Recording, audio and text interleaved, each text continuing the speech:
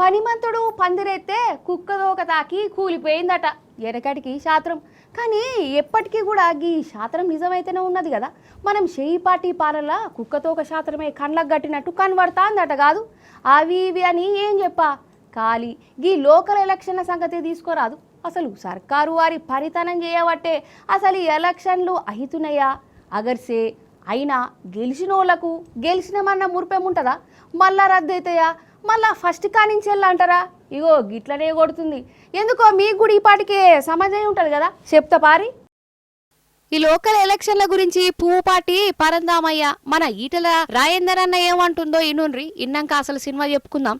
మీరు షెడ్యూల్ ప్రకటించి గ్రామీణ ప్రాంతాలలో ఎక్కడికక్కడ నేను వార్డు మెంబర్కి పోటీ చేయాలి, నేను సర్పంచ్కి పోటీ చేయాలి, నేను ఎంపీటీసీ పోటీ చేయాలని చెప్పి అనుకుంటోళ్ళు ఏం లేదా అని చెప్పి ఇప్పుడే కూర్చోబెట్టి దావతులు ఇచ్చే పరిస్థితికి వస్తే డబ్బులన్నీ ఖర్చు పెట్టిన తర్వాత ఇవాళ అసలే దసరా పండుగ, అసలే బతుకమ్మ పండుగ, నిన్న మీరు షెడ్యూల్ ఇచ్చిండ్రు, నిన్న నుంచెల్లే ఉత్సాహం మొదలైంది. ఒకవేళ వీళ్ళు కనుక డబ్బులన్నీ ఖర్చు పెట్టుకుంటే దీని బాధ్యులు ఎవరు? దీని బాధ్యులు ఎవరు చెప్పండి.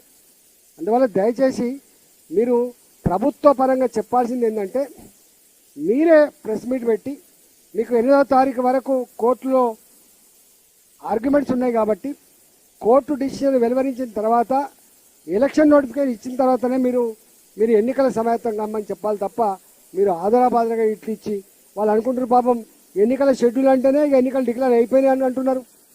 ఇవాళ మొత్తం రిజర్వేషన్లు ఇదొచ్చింది అదొచ్చింది అని చెప్పి ఆతృత పడుతున్నారు. కాబట్టి ప్రభుత్వం ఇంత పెద్ద గంభీరమైన విషయాన్ని బీహార్ ఏం జరిగిందో చూసిన తర్వాత, మహారాష్ట్రలో కూడా ఏం జరిగిందో చూసిన తర్వాత తెలంగాణ ప్రజానికని వంచకూడదని చెప్పి అది సంగతి. అసలు ఈ ఎలక్షన్లు అయ్యేది లేదు, పోయేది లేదు, గెలిచిన పదవులల్లా ఉండరు, కోర్టులల్లా నిలబడది, పైసలు ఖర్చు చేసుకొని వేస్ట్, దావతులకు ఇచ్చుకోకుర్రి, టైంకు రావు దిమాగ్ ఖరాబ్ అని అంటుర్రు.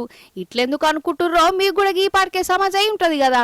ఈ లోకల్ ఎలక్షన్ల రిజర్వేషన్ల కేటాయింపు కానీ పెట్టేదాకా మన రేవంత్ అన్న సర్కారు ఆగమాగం.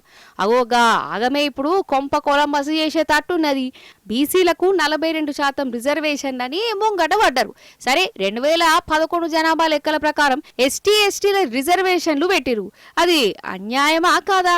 ఓ దిక్కు ఈ రిజర్వేషన్ల కథ కోర్టుల పెండింగ్లో ఉండే అది పెండింగ్లో ఉండగానే ఎలక్షన్లు సంఘం ఎలక్షన్లు పెడుతున్నామనే తారీఖులు కూడా చెప్పే మరి ఇంకో దిక్కు ఈ రిజర్వేషన్లు 50% దాటిందని హైకోర్టుల పిటిషన్ వాడే.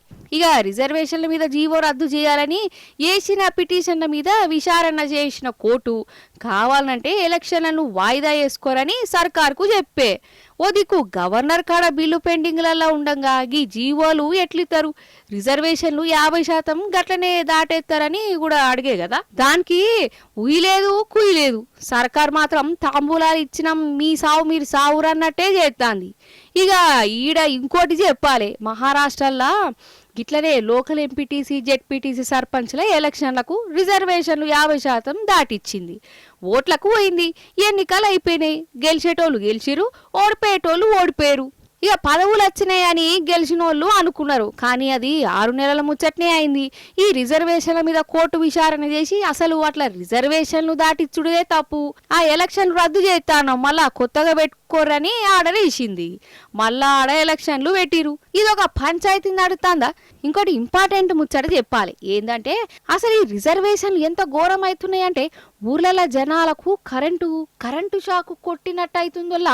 అసలు బీసీలు ఒకరిద్దరు ఉన్న వార్డులలో బీసీలకు రిజర్వేషన్లు వచ్చిరు, కానీ ఎస్టీలు రిజర్వేషన్లు ఇచ్చిన కొన్ని ఊర్లలో ఎస్టీలల్లో ఒక్కలే ఉన్నారట. ఈడ ఆడని కాదు, చాలా ఊర్లల్లో గిదే కథ నడుస్తోందటోళ్ళ. అవగి అన్నలు చెప్తురు, ఇనరుగా మీరే. ప్రభుత్వ అధికారులు ఒక రకమైన దొంగ లెక్కలు చెప్పి జనం లేని దగ్గర కూడా రిజర్వేషన్ జరగలేదు. ఉదాహరణకు చూసుకుంటే ఇందులలో అసలు ఎస్టీలే లేరు, కానీ ఆ ఎస్టీలు ఉన్నట్లు రిజర్వేషన్ చేసారు. 2 ఓటర్లు మైగ్రేట్గా ఉంటే 2 ఓటర్లకు 4 వార్డులు ఎస్టీ రిజర్వేషన్ చేశారు. ఇది అశాస్త్రీయమైన పద్ధతి. రెండోది, మిర్యాలగూడ ప్రాంతంలో బీసీలు తండాల్లో లేరు, తండా గ్రామ పంచాయతీలు ఉన్న దగ్గర అలా 7 గ్రామ పంచాయతీలు బీసీలు చేశారు. అంటే వీళ్ళు ఏ రకంగా చేస్తారు అనేది వాళ్ళకే తెలియటం లేదు అధికారులకి. కానీ ఎన్నికల ప్రక్రియ అనేది ప్రజాస్వామ్యయుతంగా జరగాలి. ఎస్సీలు ఈ గ్రామంలో ఒక్క ఓటు కూడా లేదు. ఎస్టీలు 4 మాత్రమే ఉన్నాయి. 99% 9 బీసీ వ్యక్తులు ఉన్నారు. ఇటువంటి గ్రామాన్ని సర్పంచ్గా 2005 ఎలక్షన్లో ఎస్సీ క్యాండిడేట్ను డిక్లేర్ చేయడము, మరి ఒక ఓటు కూడా లేనటువంటి ఎస్సీ వాళ్లకు 2 వార్డు మెంబర్లు కేటాయించడము, ఇది పూర్తిగా విరుద్ధంగా జరిగింది. ఇది అధికారుల తప్పిదము. ఇగో గిట్లున్నది కథ. అందుకే గిన్నిగానే చిక్కులు ముంగటేసుకొని ఏదో ఎట్టికి రిజర్వేషన్లు కేటాయించింది మన సర్కారు. ఇవి కోర్టుల నిలువయాట. ఈ ఓట్లు కూడా జరగనే జరగాయని అంటురు. అగర్సే జరిగినా కోర్టు ఒప్పుకోదని చెప్తురు మరి.